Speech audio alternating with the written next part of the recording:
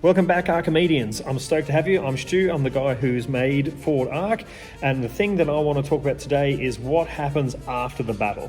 So when you lose an arc like we did in the Iron Hill scenario we recently played, we have to roll on the survival table, and that tells us whether we can recover the arc. These are important assets, and whether we can recover the commander, because they are also an important asset. So let's have a look at what happens.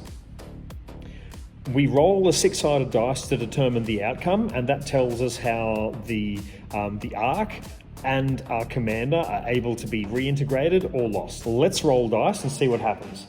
The Canada League have had 3 losses in that campaign, so I'm going to pick up 3 blue dice. All right, so we've got a 3, a 4, and a 6. Let's see what happens. The 3, the arc is recovered. Ka-ching! The commander is rescued. Ka-ching! That's good resources available to us. But we've got a trauma, so that means we've got to roll on the battle scar table. We'll do that in a second. The 4 is the arc is recovered. Sweet. The commander is rescued. Sweet. So that's a lot of resources that the player doesn't need to invest, for example, in spending victory points to get new arcs because they got those back. But we have to roll on the strain table for that guy. And the 6, the arc is destroyed and the commander is rescued. So for that particular player who lost 3 arcs in the one battle, 2 of them are recovered.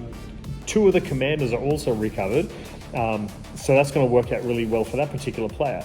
Now let's roll for the Canada League. They lost a 1. Let's see how we go there. All right, so we've got a 4. That's a recovered arc with a commander rescued. But we also have to roll on the strain tables. Let's now roll for the trauma for Canada League. Now, that particular commander, after getting absolutely obliterated on the field of battle, comes back with the jitters.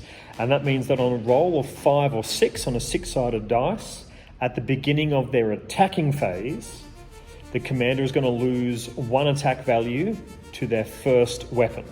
So that makes the game kind of exciting. Let's have a look at what happens on the strain table.